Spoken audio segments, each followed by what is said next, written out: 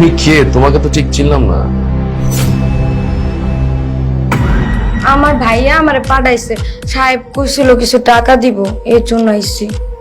ও হ্যাঁ, বাবা বলেছিল যে একটা মেয়ে আসবে, তাকে কিছু টাকা পয়সা দিয়ে দিতে। সমস্যা নাই, তুমি একটা কাজ করো, ভিতরে এসে বসো, আমি টাকা দিচ্ছি। না না ঠিক আছে, আমি এখানে ঠিক আছে। আরে কি বলো তুমি, এত সুন্দর না মানে মানুষ এত কষ্ট করে দাঁড়িয়ে থাকবে, খারাপ লাগতেছে না? আমারই তো কষ্ট লাগতেছে। তুমি একটা কাজ করো, ভিতরে এসে বসো। হ্যাঁ, আর অনেকগুলো টাকা তো গুনে নিতে হবে, পরে তুমি আমার আব্বুকে বলবা যে আমি তোমাকে টাকা দিই নাই, তখন তো সমস্যা, তাই না? একটা কাজ করো, চলো বসে শান্তি মতো টাকাগুলো গুনে তারপর নিয়ে যাও। হ্যাঁ চলো। না আমার ভয় লাগতেছে, আমি যাবো না। আরে আসো না, আরে ম্যাম হুনার और किस बात की, इधर आओ। আরে बैठो बैठो। কি একটা ব্যাগ নিয়ে, এত বড় একটা ব্যাগ নিয়ে মানুষ আলোচনা করতে পারে? হ্যাঁ আরে বসো না, এত টেনশন করতেছো কেন? হ্যাঁ আচ্ছা তোমার কি লাগবে বললা? তোমার টাকা লাগবে? আচ্ছা কোনো সমস্যা নেই, তোমার যত টাকা লাগে আমি তোমাকে দিব, শুধু তুমি আমাকে একটু টাইম দেবে, বুঝছো?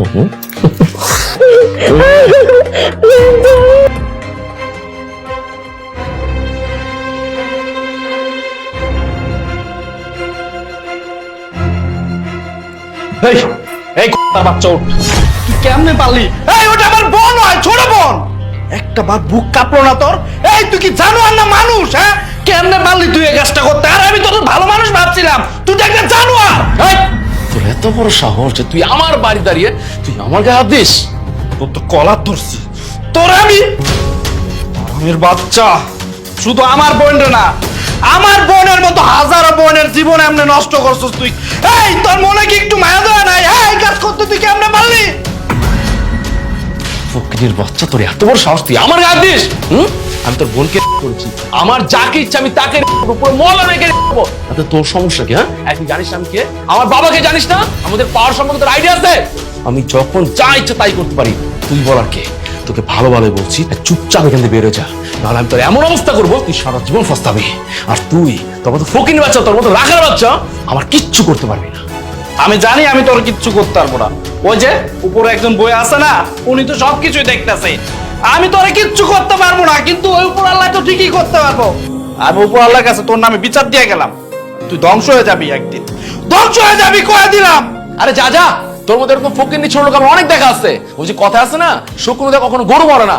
শালা বোকা কান চুটতে আসছে করতে, কত কথা বলতে, মুখটা নষ্ট করে দিল।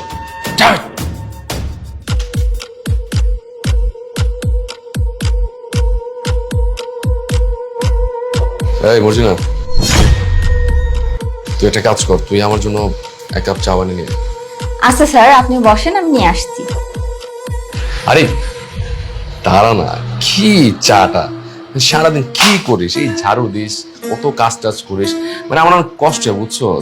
আচ্ছা তোমার খারাপ লাগে না? হ্যাঁ এই যে এত সুন্দর শরীর তোমার, কি সুন্দর গায়ের রং, হ্যাঁ আর কত সুন্দর স্মার্ট একটা চেহারা, আমার তো দেখলেই মাথা খারাপ হয়ে যায়। আচ্ছা শোনো না, তুমি কি আমার একটু সময় টময় দিতে পারো না? হ্যাঁ সময় দিলে তো আমি তোমাকে টাকা পয়সা দিতে পারি। তুমি সারাদিন বাসায় কাজ করে মাস শেষে মাত্র 10,000 টাকা বেতন পাও, আর যদি আমাকে একটু সময় দাও না, তাহলে তোমাকে এত পরিমাণ টাকা দিব, তুমি 1 বছরে কোটি হয়ে যাবে। আসলে সময় দেবো। তোর কত বড় সাহস বাচ্চা, তুই আমার গায়ে হাত দিস? আমাকে অন্য মেয়েদের মতো পেয়েছিস তাই না? তুই টাকার বিনিময়ে আমাকে কিনে নিতে চাস? তুই জানিস আমি কে? হাই, তোরা তো বড় সাহস, তুই কাজে বনা তো কে? হ্যাঁ তুই তো কাজের বলতে আমার সাথে কাজ করিস, আর তোর এত বড় সাহস তুই আমার গালে থাপ্পড় মারছস? তুই আমার পরিচয় জানতে চাস তাই না? দাঁড়া।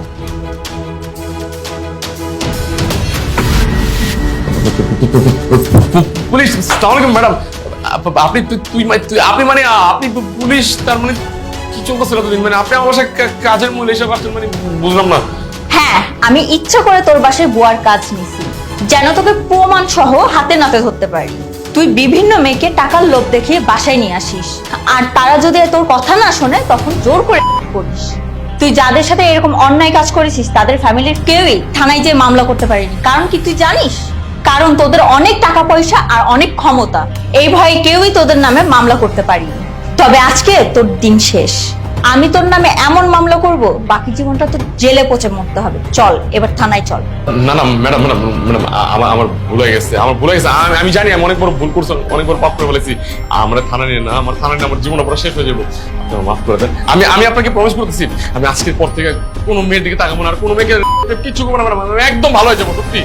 একদম চুপ, কোনো কথা বলবি না, চল থানায় চল। ম্যাডাম ম্যাডাম ম্যাডাম আমার কথা শুনুন ম্যাডাম।